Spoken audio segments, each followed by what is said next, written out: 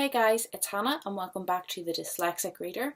Today I am going to be doing the second part of my June wrap-up.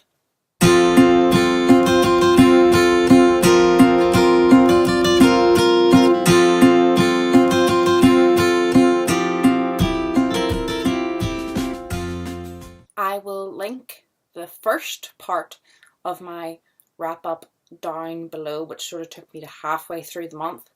And I have read 6 books in the second half of the month, so let's just get started.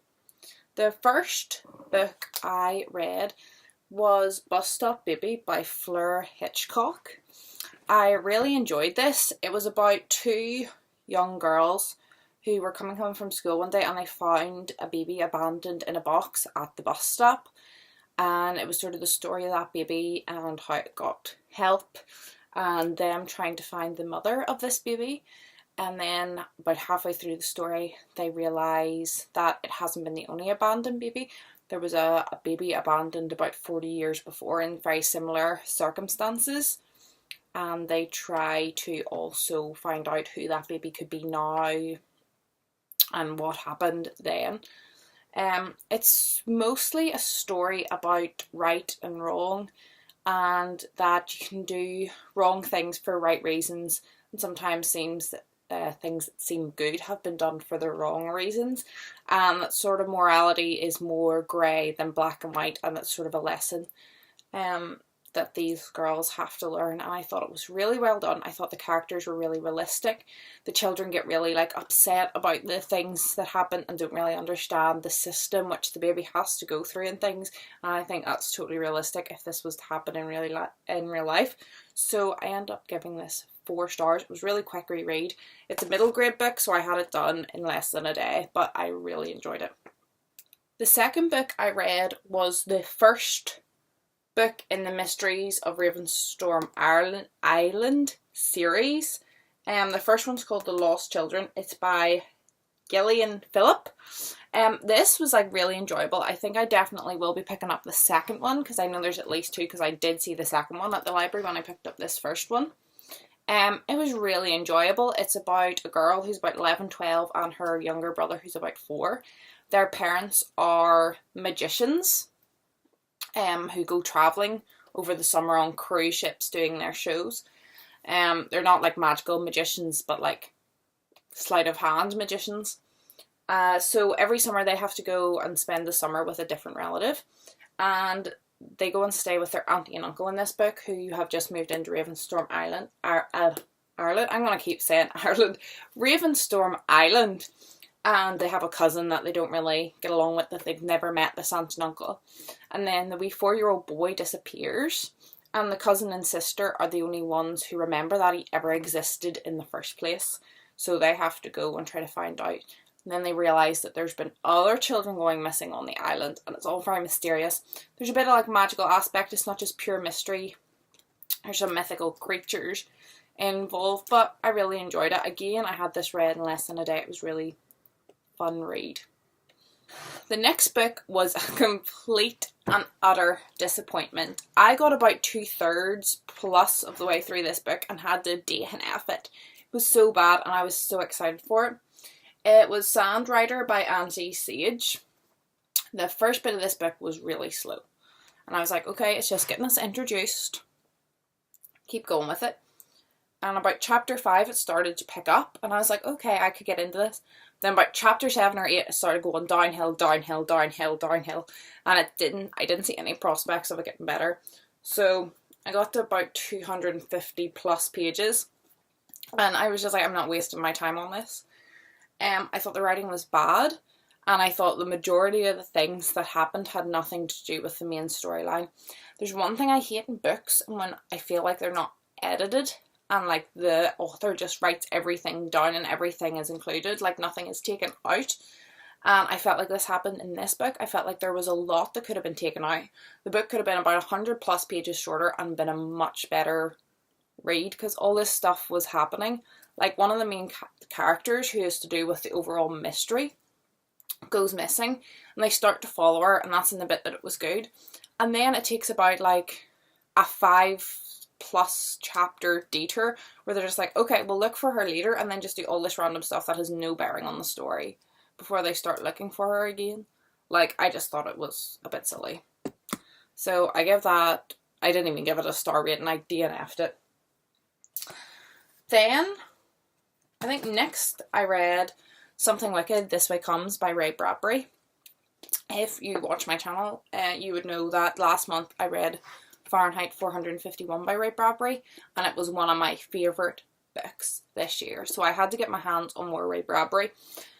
The story of this, although I really, really enjoyed it, wasn't necessarily my cup of tea, the sort of plot of the story. But I 4 stars. I did really like it. I liked Will's father, the character of Will's father in this was exceptionally well written and something that I could really connect to, and I really felt for him in the story. I think what really makes it is Ray Bradbury's writing. I think his style of writing is so beautiful. So the sort of story of this book is about 2 boys and they find sort of like a magic circus carnival. And without giving too much away, the carnival has a merry-go-round that if you go forwards or backwards, it makes you older or younger. And one of the boys really wants to become older.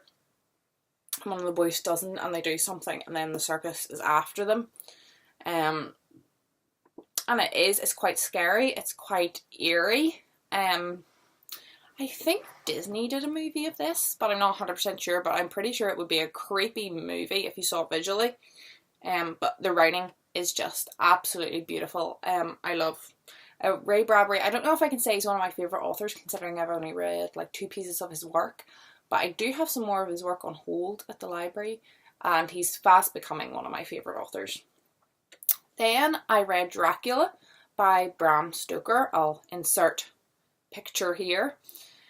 This was part of a buddy read with some other booktubers, and if I remember, I'll link them down below. This was really enjoyable. We took it over 3 weeks, starting on the 1st of June, and we split it up into sort of 3 9-chapter sections, and then on every Thursday or whatever it was, discussed it together over a Twitter group message, and it was really enjoyable. It's one of the first like proper buddy reads that I've ever done, and yeah, it was really good fun. I liked the book. It was not what I was expecting. I wouldn't be like sort of horror genre, wouldn't really enthuse me. It was not gory, it was scary in parts, but there was none of this like gore, cutting off heads, slicing throats. Like, it wasn't like gory scary. It was like jumpy suspense scary, which I can deal with. I liked it. I did really like it. I liked the layout, and I liked a number of the characters, and just the overall airy feel, and Stoker's writing, I think, completely made it. So I ended up giving it 4 out of 5 stars as well. And the last book that I was able to finish in June was The Heroes of Olympus, Son of Neptune. This is the 2nd book in the Heroes of Olympus series. I read the first one earlier this month. It's in part 1 of my June wrap-up, which is down below.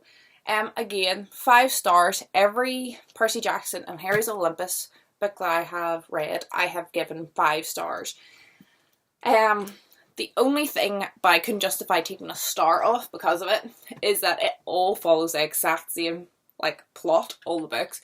It's always 2 boys and 1 girl, and normally one of the boys and girls are romantically involved, or starting to get romantically involved, or want to be romantically involved, and they get a quest and they go on a quest and it all works out in the end. Like, it's the format for every Rick Riordan book I've read, but I still love them. They're still really good fun. We got Percy Jackson back in this book. It continued with the sort of Roman and Greek aspects, and we're getting closer and closer to this major prophecy that was left hanging at the end of the Percy Jackson series, which needs to be fulfilled.